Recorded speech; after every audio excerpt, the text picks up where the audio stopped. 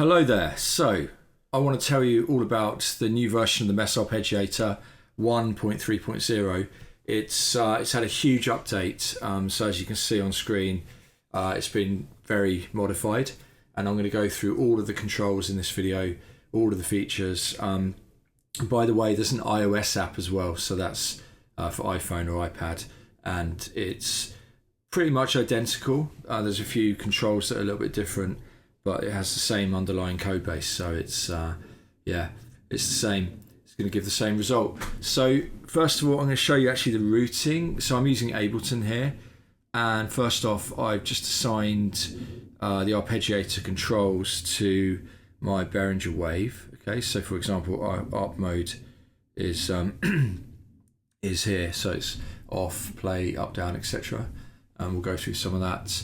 And then I've got one of our synths here, which is the Mini 7. Just got the default sound. And just a reminder of how you do this in Ableton. There's videos about the routing, the MIDI routing for Ableton, Bitwig, Cubase, Reaper, and FL Studio. You're going to put MIDI coming from MES Arp here on the synth you're going to use, and then you're going to put MES Arp here as well. So the MIDI's coming through there. So right now the arpeggiator's off, so you're just going to hear, if I play a chord, you're going to just hear that chord. But yeah, let's put the mode on like P137. More on that soon in a separate video. This is a prime mode, so it's using the prime number 137. So let's see how that sounds.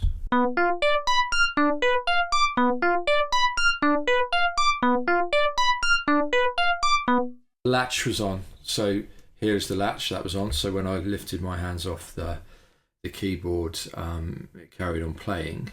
So basically, yeah, this is the I'm going to go through all the features here. So I'm going to start top left.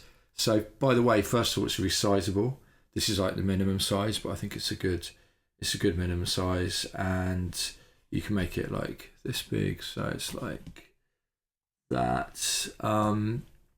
So yeah, what we've got on the left is the Euclidean panel, and that is you're gonna like inject pulses into the pattern, because basically if I hold a chord, you'll see the traversal of the arpeggiator. Okay, it's starting from bottom right because there's loads more traversal modes now, and I'm going to go through that. But let me actually switch that for a second back to the default, which is going to start top left. But follow is on.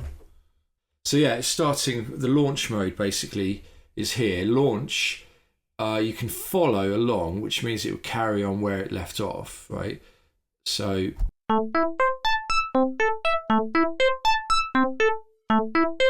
or if follow is off, then it doesn't follow. It's going to launch from the position. The position is shown by a square here, so it's top left. So, and the double arrow means that it's going to go across the top row. Then it's going to start the second row, go across. So yeah, so that's the launch mode. I'm going to go in more detail on that later, right? But basically, if I play a chord, I'm going to go like that, and we can manipulate this pattern area. This is either 30 cells or 32 cells in dimension, depending on the octave range. So yeah, basically what we want to do is we're going to inject in a Euclidean pattern into this right now. So if I press 1, we're going to get 1 pulse. So that's just 1. 2, it's going to evenly distribute where possible the pulses. So here's 2. Waiting a very long time, and there's the second pulse. And we can have like 15 pulses, for example. Or 13. Okay, so that's what this panel is for. If I want to reset the pattern, I actually do that here in the transform traversal area. So I'm going to reset that for now. Okay, so that's covered this area here.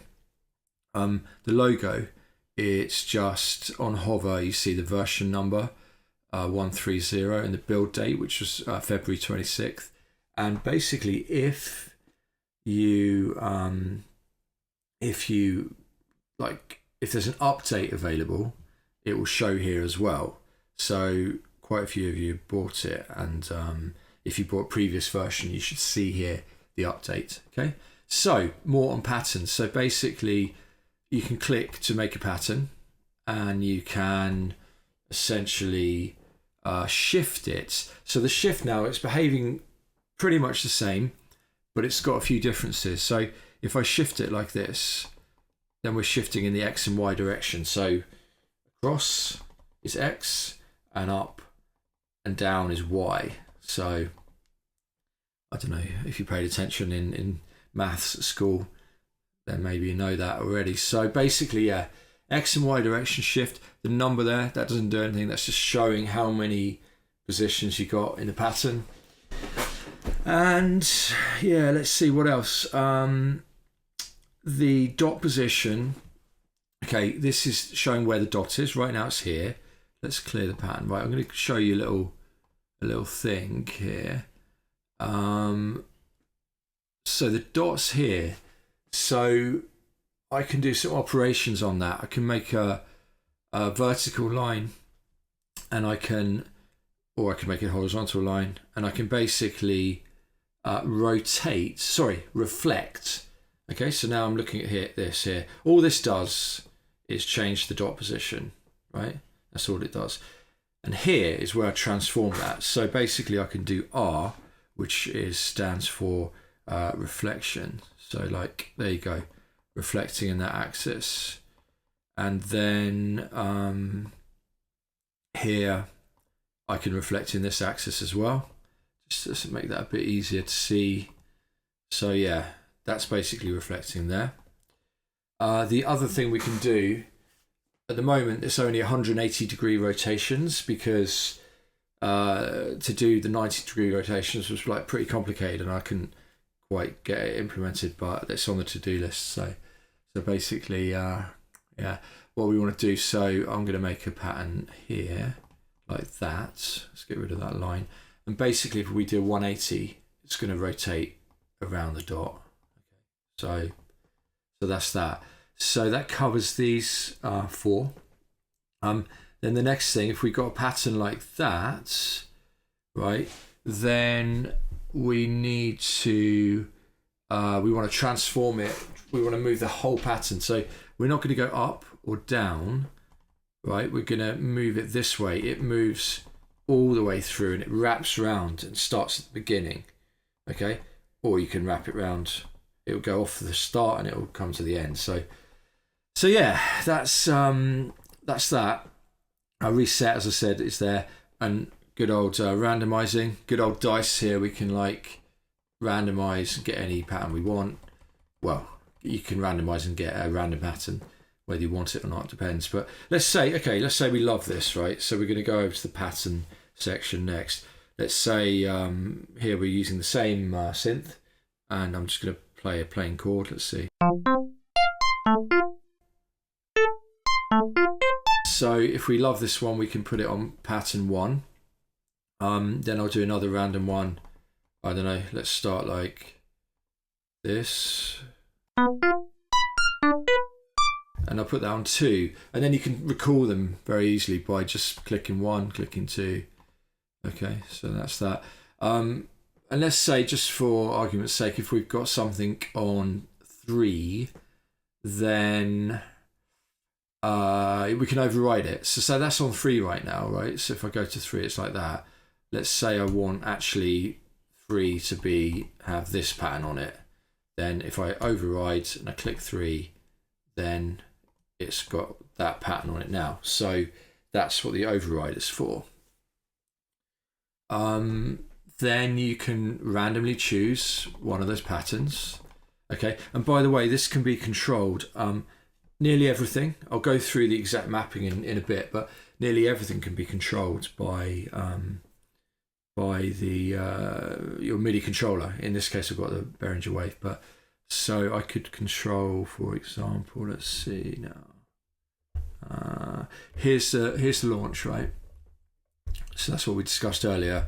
The default is starting in the top left corner, so starting here, and here's the whether it follows or not. You probably want it to be following, right? But here I can control the pattern, so I can sequence this, right? Look, I can sequence this in Ableton or your DAW. Remember, it only works in those 5 DAWs. I do have a solution for that, and that's called the MES Art Plus. But the MES Art Plus is not ready yet with the update, but it's on my radar to do it, so I'm going to do it. But basically, yeah. So you can like sequence that, so that's powerful. So you can do that in live, okay, or whatever your DAW is. And then we've got launch. I've just kind of discussed a little bit. So so this is how it used to be. You could only start at the beginning at top left and go 1, 2, 3, 4 like this. But yeah, you can now do anything. So you can start, there's 16 modes, okay? Now I'm starting, let's see, bottom right, and it's going to go up and down and up and down and up and down. So let's have a look.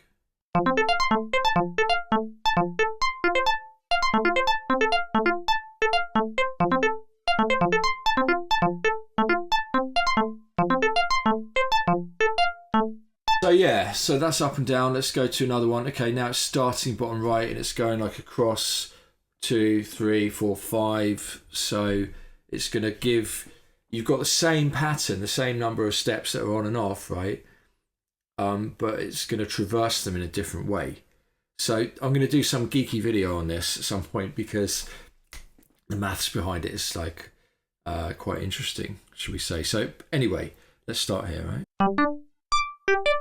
So now you saw it, it's going to go across the bottom, then it's going to go again because you've got the double arrow that way, okay?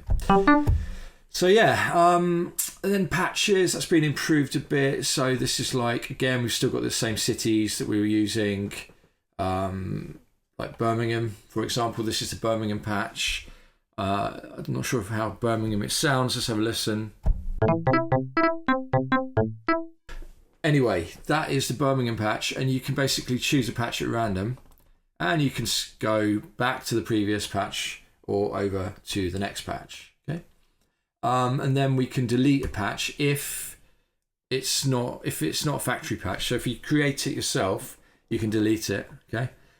Then, if you make something super cool that you love, like this, for example, you can save that and give it a name, like, I don't know, let's call it Istanbul 2, okay?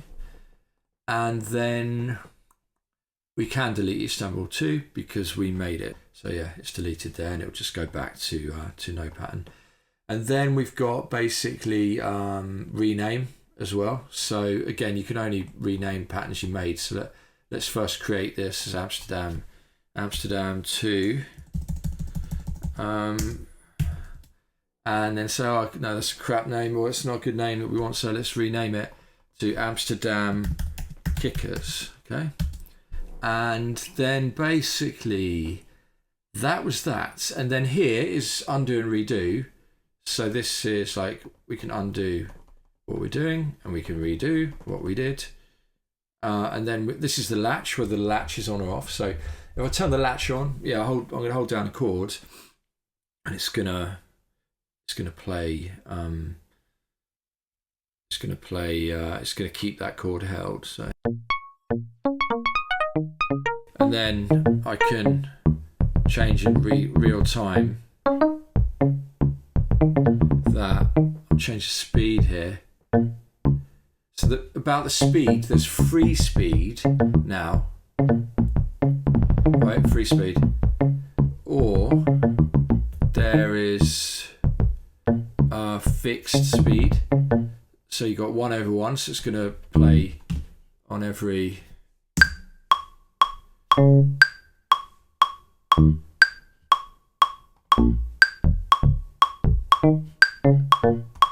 Anyway, so fixed speed is here, and free speed will override fixed speed, and basically free speed will override fixed speed and fixed speed will override free speed. So yeah, they're the same, it's the same parameter, right? But it's you can have it free or you can have it as a fixed. Then ARP gates. So yeah, this is the gate length. So let's put it on 100. So it's a longer gate. Let's speed this up a bit actually. And then you've got swing, but swing only applies to straight patterns. It doesn't apply to dotted or triplet patterns, right? So let's put swing up. So there you can probably hear it. So or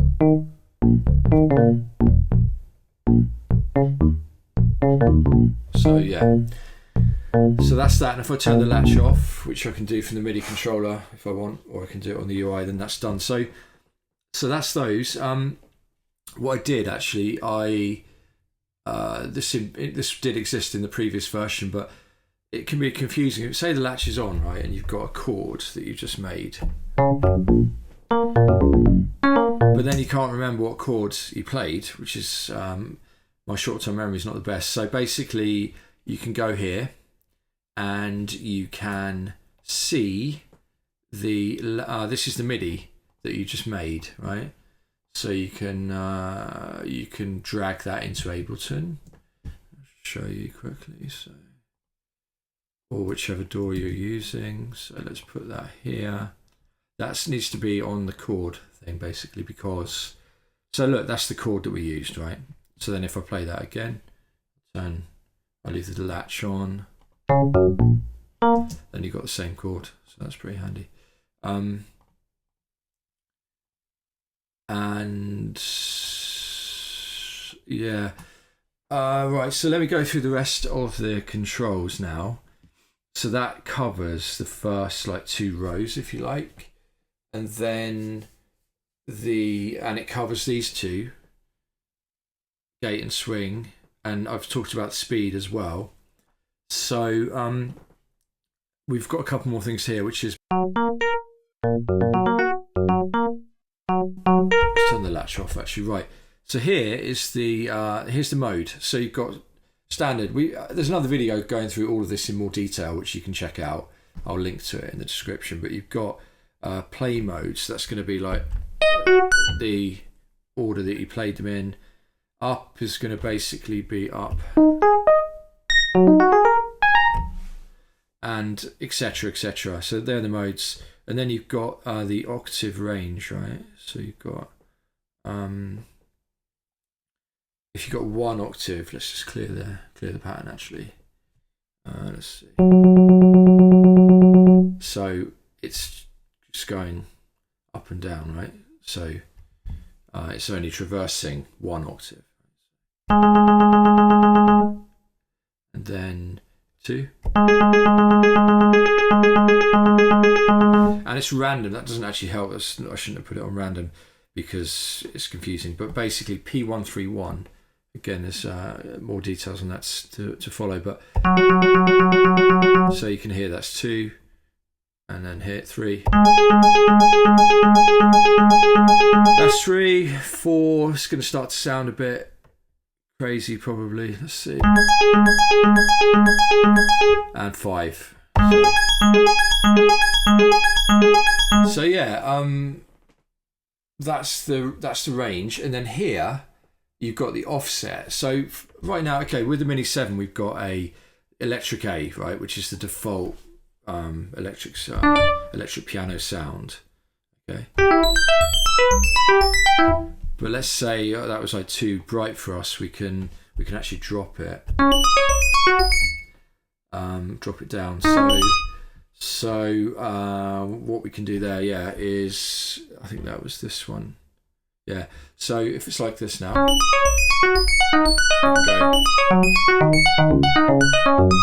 go down further, or we can be up higher, which will probably sound very shrill as they say. I think shrill is the right word. Let's see.